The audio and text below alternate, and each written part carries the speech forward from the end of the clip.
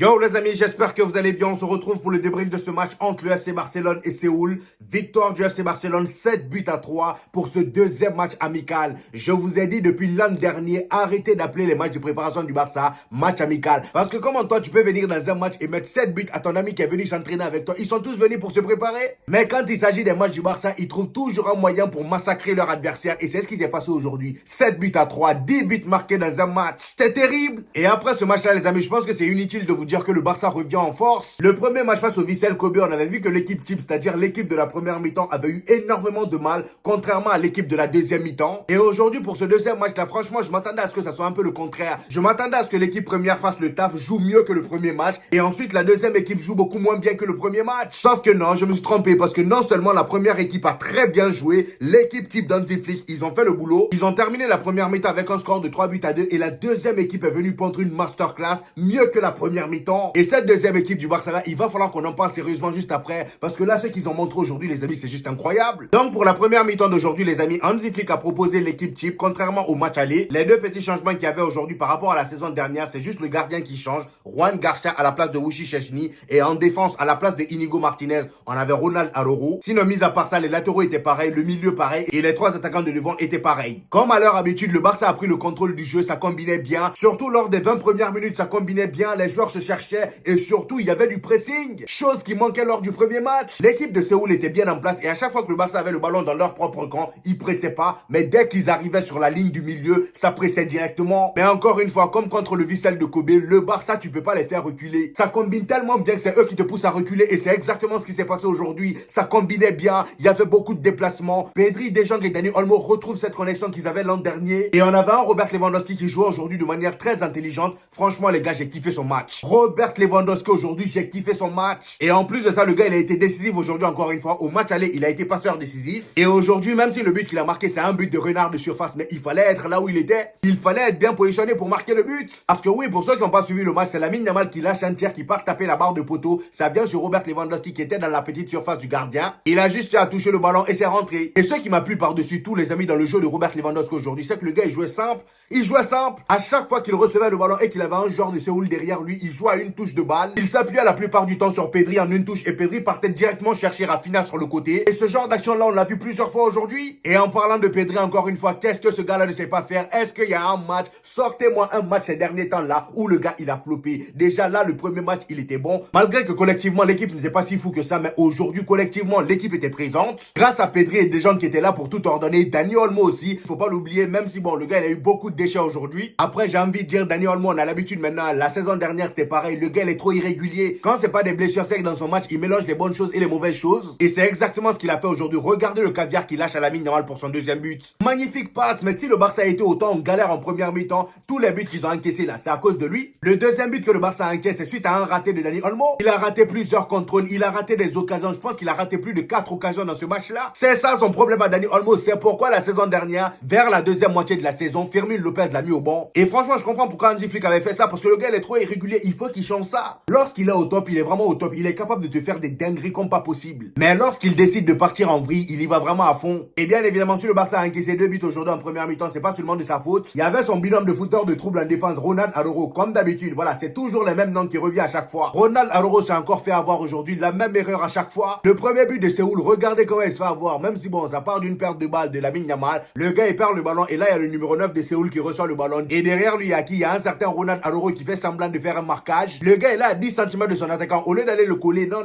il reste loin de lui. Et c'est quand le gars récupère le ballon, il fait semblant de tacler. Mon ami, pourquoi tu tacles? T'as taclé dans le vent. Il a tiré, c'est rentré. La même erreur qu'il a fait face à l'Inter, le but d'Acerbi là, c'est pareil. Le gars, j'ai l'impression que c'est une passoire. Lorsqu'il est derrière un attaquant, il n'y a pas d'impact. Voilà, ça change rien. Qu'il soit derrière lui ou pas, il y aura but. Et aujourd'hui, c'était la même chose. Il sait pas couvrir sa cage. Normalement, quand tu fais un marquage à un attaquant, il faut couvrir au moins tes cages. Franchement. Mais lui, à chaque fois, non, il se place de telle sorte que l'attaquant, voilà, ait une ouverture. Franchement, c'est terrible. Le pire, c'est qu'il y a quelques jours, il y a une info qui est sortie. On ne sait pas si c'est vrai ou faux. En tout cas, apparemment, le gars, il est prêt à quitter le FC Barcelone s'il ne gagne pas une place de titulaire. Mais comment tu veux gagner une place de titulaire comme ça, mon ami? C'est pas possible. Parce que là, Inigo Martinez, t'as la chance qu'il soit pas encore présent. Parce que si Inigo Martinez est là, c'est lui qui est titulaire, hein. Parce que la charnière centrale, Inigo Martinez-Cubarsí, pour moi, c'est la meilleure charnière centrale que le Barça puisse former. Cubarsí-Araujo, ça marche pas. Je préfère même Cubarsí-Christensen. Christensen qui rentre. Regardez le but de Taré qui marque. Le gars, il rentre en deuxième mi-temps, il lâche une mine en dehors de la surface et et ça rentre direct. Le but était tellement magnifique. Franchement, là, Aroro, c'est grave. Et pourtant, son match en général n'était pas si dégueulasse que ça. C'est juste que le gars, depuis l'arrivée d'Hansi Flick, on voit qu'il a du mal avec le pressing haut. Vous vous rendez compte que même Gérard Martin a su s'adapter. La saison dernière, regardez, Gérard Martin, plus il jouait des matchs, parce que il fut un temps où le gars, on le titularisait beaucoup. Mais le gars, plus les matchs avançaient, plus il s'adaptait. À un moment même, il était devenu très bon. Mais Ronald Aroro, oh, lui, il n'y a pas d'amélioration. Voilà, chaque match, c'est les mêmes erreurs. Donc voilà, si le Barça a encaissé 2 buts en première mi-temps, c'est à cause de Ronald Aroro et l'autre qui passait son temps à rater des occasions devant la Dani Olmo. Voilà. Sinon, à part ça, les 3 attaquants ont été incroyables. Robert Lewandowski, super. Lamine Yamal, les amis. Tous ceux qui ont critiqué Lamine Yamal au premier match, là, vous êtes où? Aujourd'hui, il a claqué un doublé. Vous êtes où? Parlez maintenant. Oh, c'est le nouveau Ansu Fati. Je vous ai dit, arrêtez de trop vite parler. Même dans ma vidéo actualité, je vous ai dit, Lamine Yamal, les amis, c'est le premier match. Voilà. Là, ils reviennent. C'est pas pour rien qu'on appelle ça match de préparation. Ils se préparent. Ils étaient en vacances 2 mois sans toucher le ballon. Quand ils reviennent, là, c'est normal, voilà, qu'ils aient un petit temps d'adaptation. Et Lamine Yamal, aujourd'hui, encore une fois, il a prouvé le gars, dès le début du match, on sentait qu'il était en jambes. Il était là. Il faisait toujours le bon choix. Passe par-ci, par-là. Il vient, il fixe les défenseurs. Et même les 2 buts qu'il a marqués, certes, il y avait beaucoup de réussite. Et le plus important, c'est que ça se terminait toujours par des buts. Le premier but de Robert Lewandowski part de lui. Le gars, il tape la barre de poteau et Robert Lewandowski avait juste à mettre dedans. Le deuxième but du FC Barcelone, qui est le premier but de Lamine Yamal. Le gars, sur son côté, il a fixé les joueurs de Séoul. Il arrive devant la surface. Il y a Dani Olmo qui fait un appel. Lamine Yamal enchaîne avec une talonnade. Malheureusement, c'est contré. Ça revient sur lui et il enchaîne avec un tir. But. Le deuxième but, pareil. Lamine Yamal qui fait un appel. Dani Olmo qui le lâche un magnifique caviar. Et là, Lamine Yamal se retrouve dans la surface. Crochet du gauche. Le gars pas faire des courses. Et il a juste eu à enchaîner. But. Vous voyez, doublé pour lui aujourd'hui. Il est impliqué sur 3 buts, les amis. On vous a toujours dit que Lamine Yamal, ce petit-là, c'est sur le terrain qu'il répond. Toutes les polémiques qu'il y a eu autour de lui, à chaque fois, c'est sur le terrain, il a toujours répondu. On se rappelle du match de l'Espagne face aux Pays-Bas lors de la trêve internationale. Le gars, il a répondu à Ethers en marquant et il a baissé son short. C'est tout le temps sur le terrain qu'il répond. Et pour vous dire, tellement le petit, on l'a critiqué, il est devenu traumatisé. Avant que le match ne commence, vous voyez quand les joueurs sont en ligne comme ça là. Avant que les joueurs ne commencent à se saluer, il y a un comité japonais qui est venu les saluer un à un. Et parmi ce comité-là, il y avait une fille qui est venue faire la bise à Lamine Yamal. Et il fallait voir le regard de Lamine Yamal. Il était là à regarder la caméra pour voir s'ils étaient fixés sur lui. Et il a vu que sa tête était sur les écrans et il a commencé à rigoler. Voilà. Il était là, il n'arrivait plus à s'arrêter de rire. Vous voyez, ça, c'est un rire nerveux. Parce qu'il sait que les gens sont en train de le regarder et que ça va parler. Donc voilà, très gros match de la part de Lamine Yamal aujourd'hui. Il va falloir qu'on apprenne à arrêter de tirer des conclusions sur un seul match. Après cette première mi-temps, les amis, qui s'est soldée sur 3 buts à 2 pour le FC Barcelone, la deuxième mi-temps arrive. Comme d'habitude, Hansi Flick change toute l'équipe. Même le gardien, Wissi Szczesny rentre, les Aroro, tout ça, tout le monde sort. Et la place à la deuxième équipe du FC Barcelone, la deuxième équipe qui a été incroyable lors du premier match face au Vissel de Kobe. Aujourd'hui, encore une fois, c'était une masterclass, pure masterclass. Pour vous dire, j'ai même pris plus plaisir à regarder cette deuxième équipe du FC Barcelone que la première. Je sais pas si c'est parce que j'ai l'habitude de voir la première équipe jouer depuis longtemps, mais cette deuxième équipe-là, les amis, c'est pas des lol, hein. C'est pas des lol du tout. Ça joue tellement bien au football. Quand tu vois des Gavi faire des contrôles orientés, non mais attendez, tu vois des Gavi, genre dans les petits périmètres, ça combine tellement facilement. 1-2, 1-2.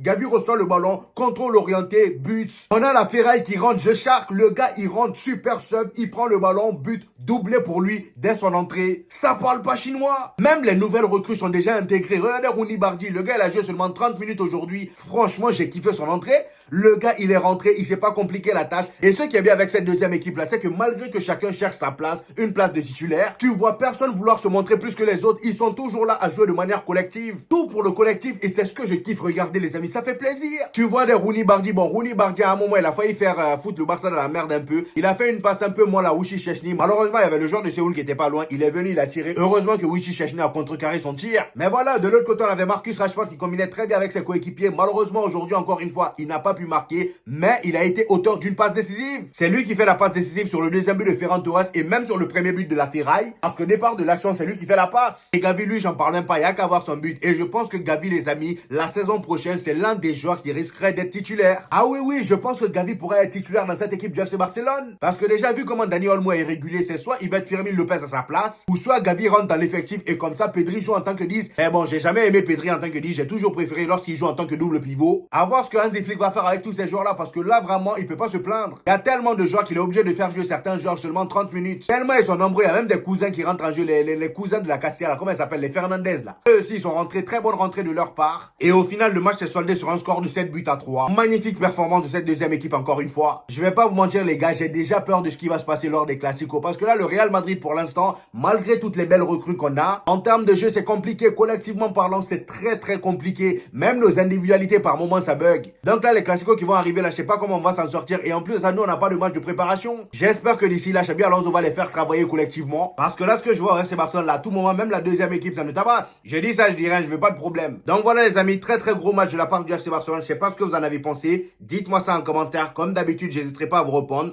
N'oubliez pas le petit pouce bleu qui fait toujours plaisir, les gars. Ça aide au référencement. Pour tous ceux qui viennent de découvrir cette chaîne, ici, on fait des vidéos débrief des matchs du FC Barcelone et du Real Madrid. Et quand il n'y a pas de match, on fait des vidéos actualités. Donc abonnez-vous pour ne rien rater. Et on se dit au prochain épisode, les gars. Peace!